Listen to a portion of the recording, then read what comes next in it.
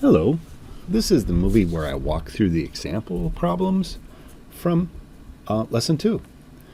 So the first example problem is an example problem that deals with direct tensile stresses. In this one, we try to picture the stress element as an element right here, and like we said, the stress elements for a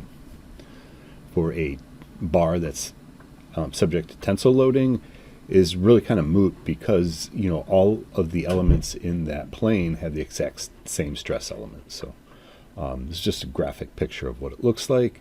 I've set this problem up with the given and find as an example for you to follow, just like what I'm asking for in the presentation that talks about the homework solutions format. Okay, so in this problem, we're given a force is applied to a 12 millimeter diameter round bar. So we're given a round bar, diameter of 12 millimeters, and a force of 9,500 newtons. And we are to find the direct tensile stress in that bar. So we're going to find the stress. We're going to use equation 3.1. Equation 3.1, sigma equals F over A. The first thing we need to do is to calculate the area. I like to use this one where it's pi over 4d squared. You could do pi r squared, however you want to do it, however you're most comfortable setting it up. But the way I always do it, and the way I would recommend other people to do it, if it's comfortable for you, is pi over 4d squared. So we calculate the area, and that gives us 113 square millimeters. Then we can apply our equation 3.1, where force is 9,500 newtons divided by 113 millimeters squared. And I get 84 Newton millimeters squared. I like to work in millimeters, okay? And I'll tell you a very important relationship why. And it kind of deals with the solution right here. So I've got 84 Newton millimeters squared, and I'm going to multiply that. This is kind of like a conversion factor because we know that there is 10 to the third millimeters in every meter. And what I'm doing is converted these millimeters squared into meters squared. So essentially I'm multiplying by a conversion factor, which in that conversion factor is 10 to the sixth. That will get me converting these millimeters squared into units of meters squared. And then so once I got Newton meters squared, that gives me pascals. Okay, so once I have 84 times 10 to the 6 Newton meters squared, that's 84 MPAs, or 84 megapascals. Again, I like to work in millimeters for these problems. And I just want to hit this one a little again because it helps illustrate a pretty important example. Okay, so when you're using units of stress in the SI system, 1 Pascal equals 1 Newton meter squared. And if you had 1 megapascal, that's 1 times 10 to the 6 pascals, which is 10 to the 6 Newton meter squared. Now, if we're talking about, this is the relationship I used in the last problem solution, 1 Newton millimeter squared times the conversion factor will get me 1 times 10 to the 6th Newton meter squared.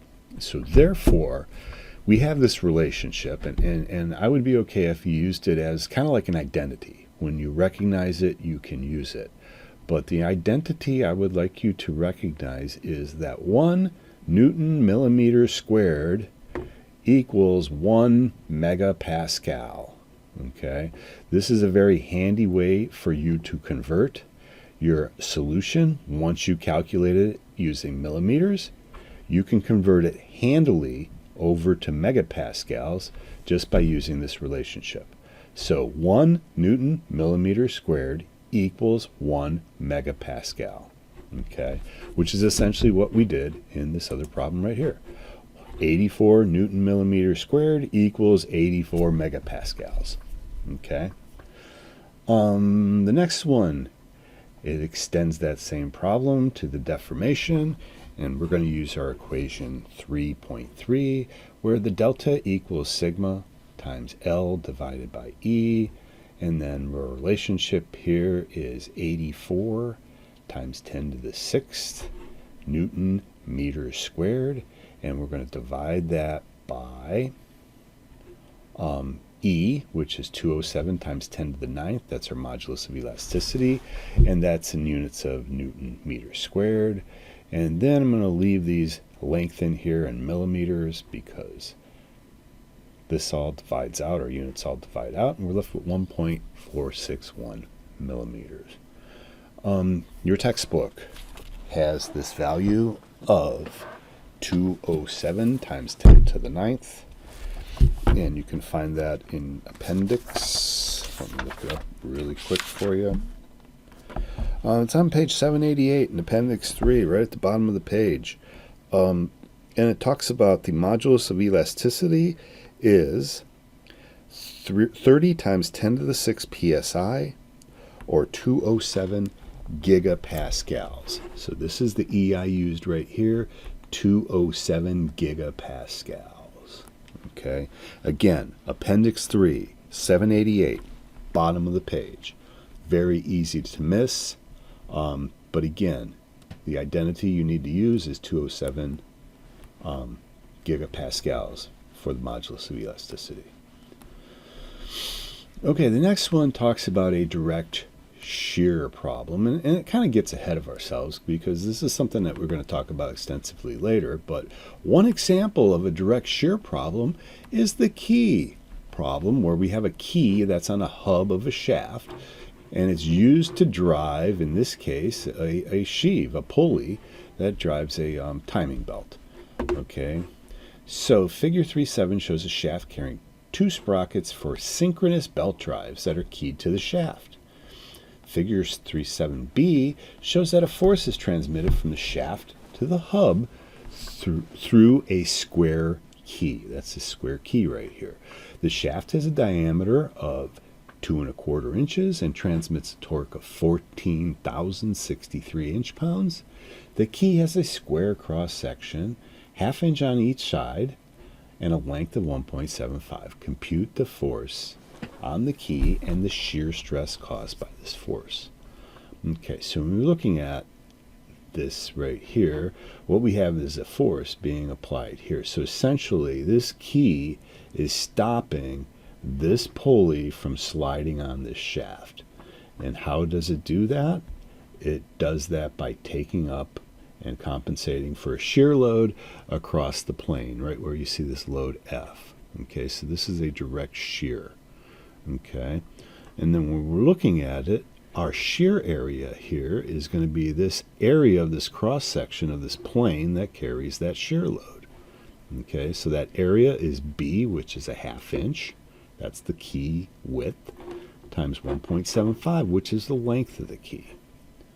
Okay, and I set up my equation here. My problem says the shaft transmits 14,063 inch-pounds to the pulley. The pulley is keyed to the shaft at this diameter. The key is, these are the dimensions. Find the shear forces in the key and find the shear stresses on the key. Okay, so here's our solution.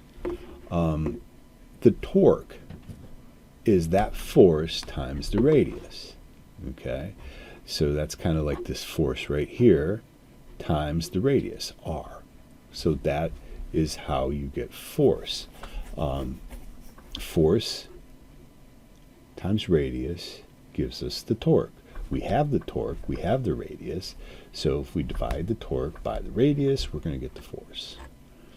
Okay, and that's what we're doing here. Where is this at? R over 2. R equals diameter, which is 2¼ divided by 2, so there's our radius.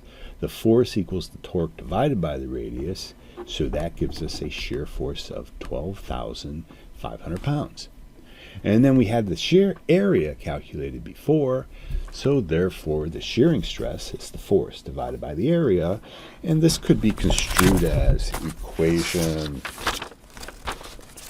bear with me a second, equation 3.4 for direct shearing stresses.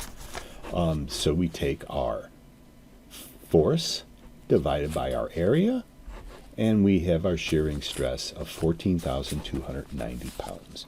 I'll pick up the last two on a separate video. Thank you.